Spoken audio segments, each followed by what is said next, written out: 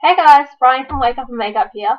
So today I just wanted to do a quick, hopefully quick, video on skincare because I myself have struggled with pimples for quite a long time, since I was about 13, and no one really ever told me the do's and don'ts of skincare. So I thought it'd be helpful because even now, like at 21, I'm still learning things, and I'm not just a complete idiot on the subject.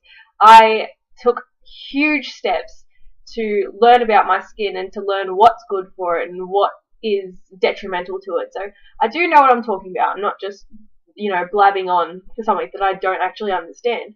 So I thought I'd use that information to hopefully help someone else, even if it just kind of gives you a little bit better understanding of what you should be doing, then that's good. So yeah, I'll get into it now. So, first things first, you need to cleanse your face twice daily. Now, it seems like a lot of effort, and I didn't do it until recently, but honestly, it makes a huge difference. So, a lot of people don't wash their face in the morning, unless they shower in the morning. They don't wash their face in the morning because they think, well, I've just been in bed. Nothing happens there. I'm not out in the elements. I don't have dirt flying on my face. When you're sleeping, your body goes through a purging process. That's why usually if you eat a lot of shit food one day, you'll wake up the next day with a huge pimple. It's your body pushing it out. And when you sleep, your body sweats and it cycles out all the impurities in it. So if you go from that, all the impurities being on your skin, to wearing a full face of makeup for a whole day, you're going to get to the end of the day and it will have just clogged your pores to absolute buggery. That's not what you want if you want clean skin. So basically, it's important to cleanse your skin at the start of the day, usually with like a gentle foaming agent, and then moisturize before you put on makeup, if you do put on makeup. And then at the end of the day, before you cleanse your face, you should make sure that there are no traces of makeup left on your face. Because if you are going to cleanse your face, you need all the makeup off, because you don't want to just be rubbing the makeup particles around when you're trying to actually clean your skin. It's not going to do you any use. It's the same as if you kept the makeup on and started. It doesn't do anything. It doesn't get right down into the pores, and it leaves behind a lot of residue, and that's what will clog them and have blackheads, whiteheads, everything. So it is really important that you make sure that your face is completely clean. Having said that, there is a big difference between making sure that your skin is clean and stripping it of absolutely everything. One of the things that was really big for me was when I was younger, I thought that I had oily skin. So I went to absolute extremes to clean it, and often I would get out of the shower and my face would feel really tight. If that's happening, one of two things is wrong with your skincare routine. Either you have a way, way, way too harsh cleanser, which is stripping every single oil from your face, or your skin is actually dry when you think that it's oily. If you strip all the oils off your face, your body is going to compensate for that. So that's why a lot of people do end up oily. I thought I was oily for 6 years when I actually have really dry skin, because I would strip my face of all oils and then I wouldn't put it back in. I wouldn't moisturize. Even if you have really oily skin, moisturizing is essential for the reason that I just mentioned. If you don't have any oils on your skin, your body overcompensates and you wake up feeling like you've deep fried yourself. And let's face it, no one really wants to feel like that in the morning. It's not refreshing, it's not good, and it ends up in your pores being very clogged, and it often results in blackheads, which are probably the most common pimple, really. So, from that, I will go into 2 points about the cleanser you should be looking for. First off, there are certain foaming agents that are actually detrimental to your skin because they strip it too much. I found these in Proactive, a lot of Clearasil has it, and some Neutrogena. With excessive bad acne, sometimes they are going to be good for your skin, but unless you do have really bad cystic acne that doesn't go away, that's actually not going to help you at all. For the reason that I mentioned before, it strips the oils, and the cleansing agent is actually really bad for your skin. Another thing that you need to look for is to make sure that there aren't any perfumes. If you can find a cleanser without perfumes, it's going to be a lot better. They often exacerbate the skin issue, and there are a lot of essential oils that do that as well. Lavender fragrance is a really bad one. You don't want to be putting that on your skin because it does exacerbate the existing problems. Most cleansers do have fragrance in them. Some are worse than others though. If you can find one that doesn't have any in it, that's going to be the best. But if you can find one that doesn't have that much, so like the perfume word is at the end of the ingredients list, that's going to be better for your skin, and it's going to be more helpful for you. Now, so you've cleansed your face, everything's off your face. Using a makeup wipe before using a cleanser is often really helpful in getting all of your makeup off. Anyway, so after that, you should be using a toner. Now, if you have really dry skin like me, you need to find one that's alcohol free because, again, you don't want to overstrip the skin. Basically, what toners do is they tighten your skin, they tighten your pores, so they help unclog them by getting out any extra, and often if you use a toner on a cleansing pad and look at it afterwards, you'll find there is still some dirt left on there after your cleanser. So what they do is they tighten the pores, meaning that less bacteria can get in, and they do dig some bacteria out of your pores. Recently I've started using one, I think it's Elizabeth Arden, which was actually surprisingly cheap. It was like $10. And it's alcohol free, and I've noticed that there's usually heaps of blackheads around here, and they've really diminished. They're not really dark anymore. There's not as many of them, so obviously not as much bacteria is getting into those pores, so that's something that you definitely need to consider. For people with really oily skin, witch hazel is really good. It's like $4 for a big bottle, and it is natural. So the more natural products you have, the better it is going to be for your skin in the long run. Another thing with excessively cleansing, I know I keep going back to this, but I keep thinking of things. If you excessively cleanse, it does have an impact on your skin later on in life. A lot of people who do overstrip the oils will get wrinkles a little bit easier. You need to keep the moisture in your skin, otherwise it loses its elasticity, and you will find that when you're like 50, you'll look like a 70-year-old. That's another thing you want to consider, is the impacts that it will have later on in life. So after you toner, you can do one of two things. You can either apply a serum or an oil, or you can go straight on to moisturizer. The benefits of serums is it provides a deeper down moisturizer. So instead of just sitting on the top layer of skin, it actually gets down into the lower layers, which means that you'll be getting hydration from within. It won't just be kind of sitting on top and preventing flaky bits. And again, that is really good for thinking about when you are older. You will need to start using a serum at about 30. Yeah, anyway, at the moment, instead of using a serum, I use an oil. Now, a lot of people who are oily freak out when I say that I use an oil on my skin. One of my friends, Jamie, has quite oily skin.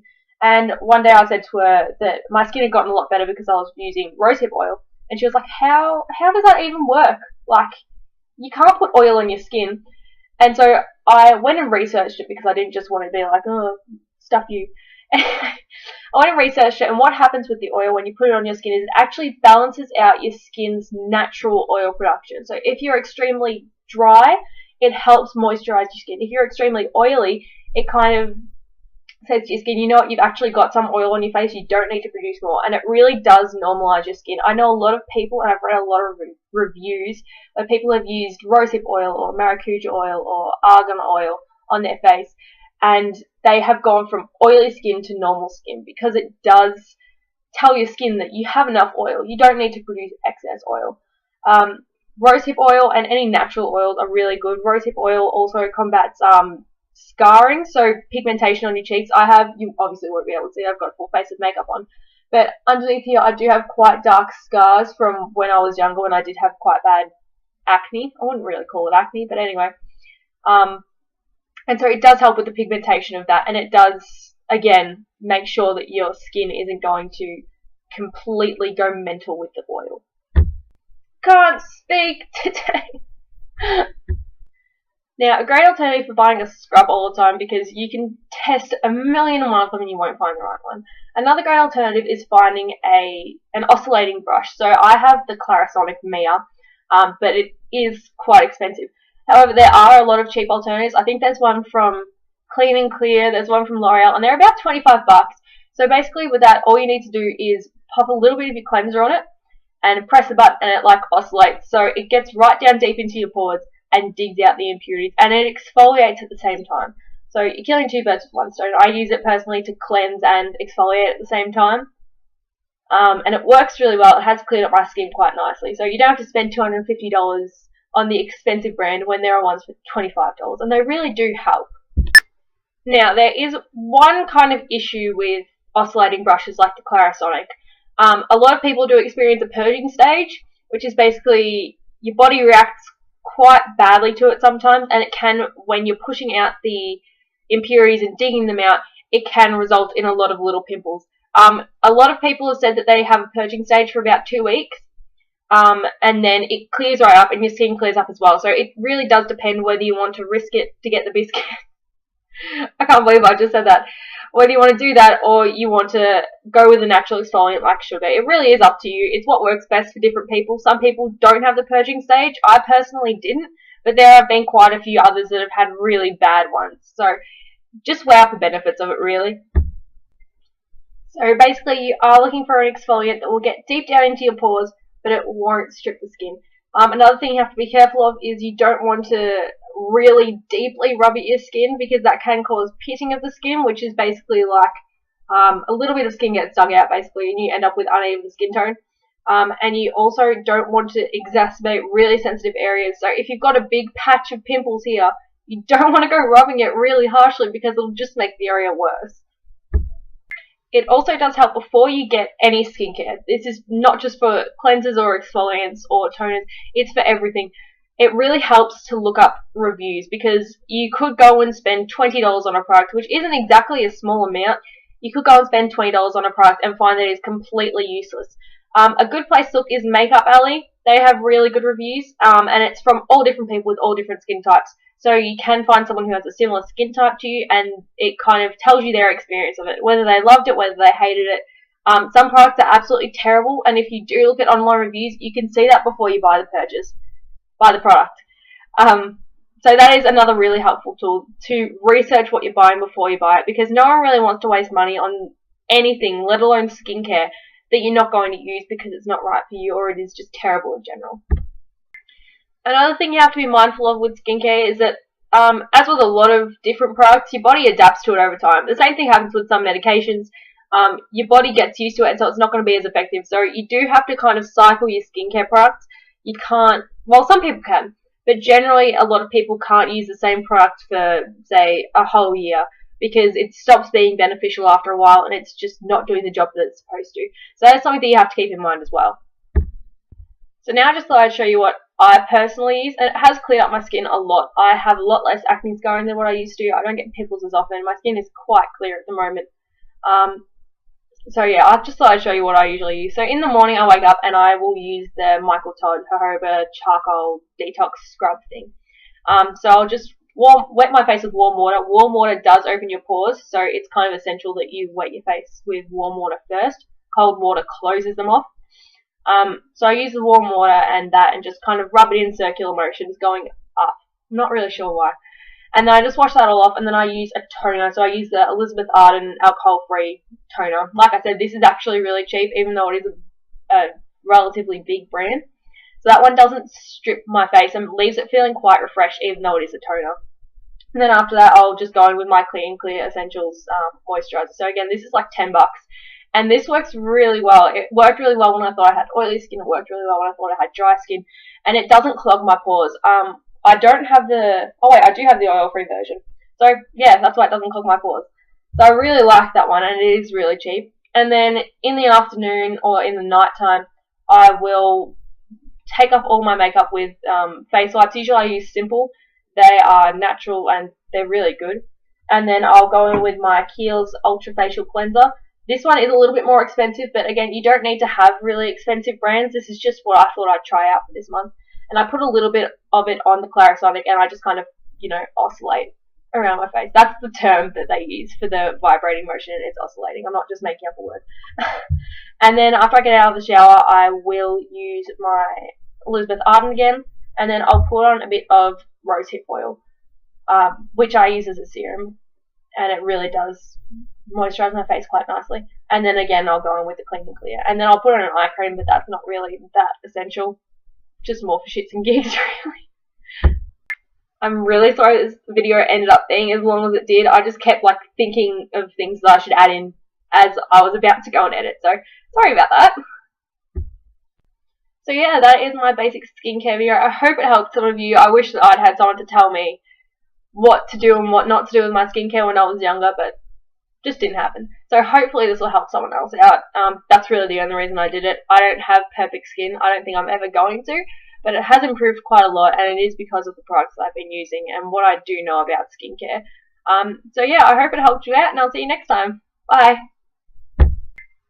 Oh, and don't forget to wash your hands before you touch your face. You don't want the bacteria from your hands going onto your face, because that's not going to help anyone.